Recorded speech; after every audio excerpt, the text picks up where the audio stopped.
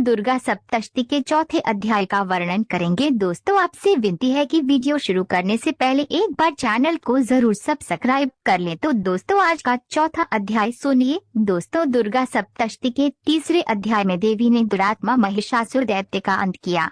महर्षि मेधा बोले, देवी ने जब पराक्रमी दुरात्मा महिषासुर को उसकी संपूर्ण सेना सहित मार गिराया, तब इंद्रादि समस्त देवता अपने सिर तथा शरीर को झुकाकर भगवती की स्तुति इस प्रकार करने लगे, जिस देवी ने अपनी शक्ति से यह जगत व्याप्त किया है और जो संपूर्ण देवताओं तथा महर्षियों की पूजनीय है, उस अंबिका को हम भक्ति पूर्वक नमस्कार करते हैं।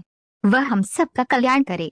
जिस अतुल प्रभाव और बल का वर्णन भगवान विष्णु, शंकर और ब्रह्मा जी भी नहीं कर सके, वही चंडिका देवी इस संपूर्ण जगत का पालन करे और अशुभ भय का नाश करे। पुण्यात्माओं के घरों में तुम स्वयं लक्ष्मी रूप हो और पापियों के घरों में तुम अलक्ष्मी रूप हो, तथा सत्यकुल में उत्पन्न होने वालों के लिए तुम लज्जा रूप होकर उनके घरों में निवास करती हो। हम दुर्गा भगवती को नमस्कार करते हैं। देवी, इस विश्व का पालन करो। देवी, हम तुम्हारे अचिंत्य रूप का किस प्रकार वर्णन करें।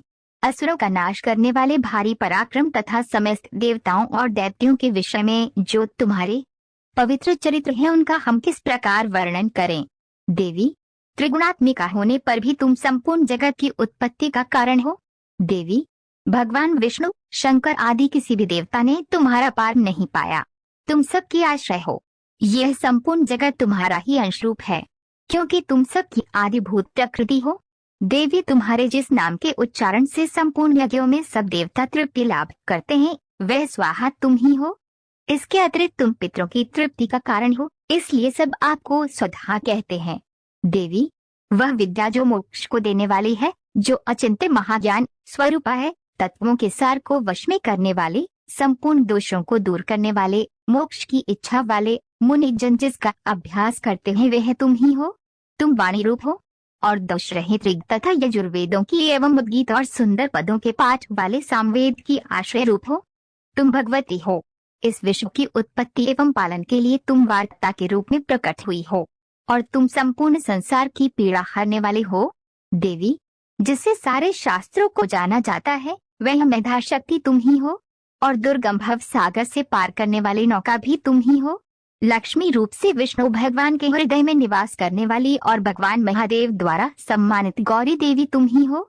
मंद मुस्कान वाले, निर्मल पूर्ण चंद्र बिंब के समान और उत्तम सुवर्ण की मनोहर कांति से कमनीय तुम्हारे मुख को देखकर भी महिषासुर क्रोध में भर गया। ये बड़े आश्चर्य की बात है।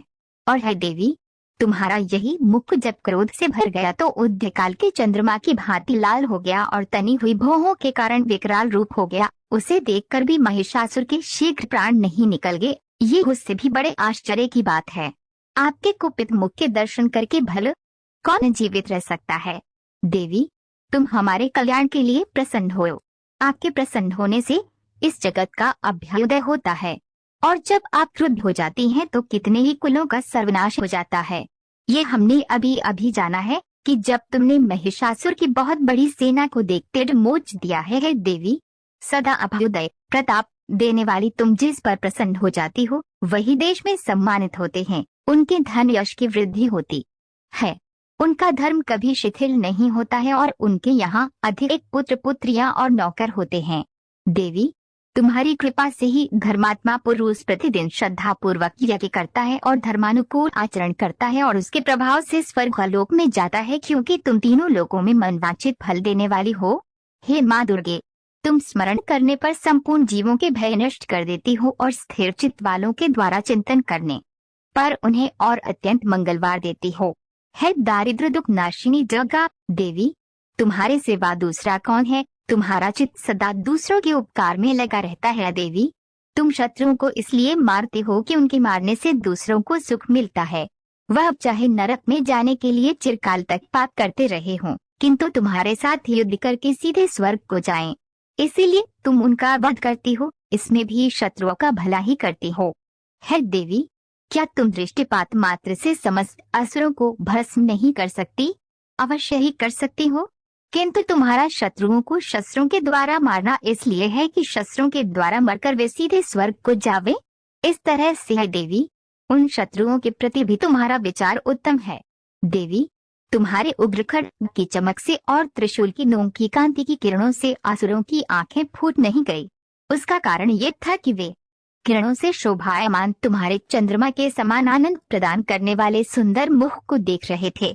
देवी, तुम्हारा शील बुरे वृतांत को दूर करने वाला है और सबसे अधिक तुम्हारा रूप है, जो न तो कभी चिंतन में आ सकता है और न जिसकी दूसरों से कभी तुलना ही हो सकती है। तुम्हारा बल व पराक्रम शत्रुओं का नाश करने वाला है। इस तरह तुमने शत्रुओं पर भी दया प्रकट की है। देवी, तुम्हारे बल की कसके साथ बराबरी की जा सकती है तथा शत्रुओं को भय देने वाला इतना सुंदर रूप भी और किसका है। हृदय में कृपा और युद्ध में निष्ठुरता, ये दोनों बातें तीनों लोकों में केवल तुम्हीं में देखने में आई है। हे माता, युद्ध भूमि में शत्रुओं को मारकर तुमने उन्हें स्वर्गलोक में पहुंचाया है। इस तरह तीनों लोकों की तुमने रक्षा की है तथा उन उन्मत्त दैत्यों से जो हमें भय था उसको भी तुमने दूर किया है। तुमको हमारा नमस्कार है। देवी, तुम शूल तथा खड्ग से हमारी रक्षा करो तथा घंटे की धुरी और धनुष की टंकोर से भी हमारी रक्षा करो। हे चंडिके, आप अपने शूल को घुमाकर पूर्व, पश्चिम, उत्तर तथा दक्षिण दिशा में हमारी रक्षा करो। तीनों लोकों में जो तुम्हारे सौम्य रूप हैं तथा घोर रूप हैं, उनसे हमारी रक्षा करो तथा इस पृथ्वी की रक्षा करो। हे अंबिके, आपके कर पल्लवों में जो खड्ग, शूल और गदा आदि शस्त्र शोभा पा रहे हैं, उनसे हमारी रक्षा करो। महर्षि मेधा बोले कि इस प्रकार जब सब देवताओं ने जगत माता भगवती की स्तुति की और नंदवन के पुष्पों तथा गंध अनुलेपों द्वारा उनका पूजन किया और फिर सबने मिलकर जब सुगंधित व दिव्य धूपों द्वारा उनको सुगंधि निवेदन की, तब देवी ने प्रसन्न होकर कहा, हे देवताओं, तुम सब मुझसे मनवांछित वर मांगो। देवता बोले, हे भगवती, तुमने हमारा संपूर्ण कार्य कर दिया।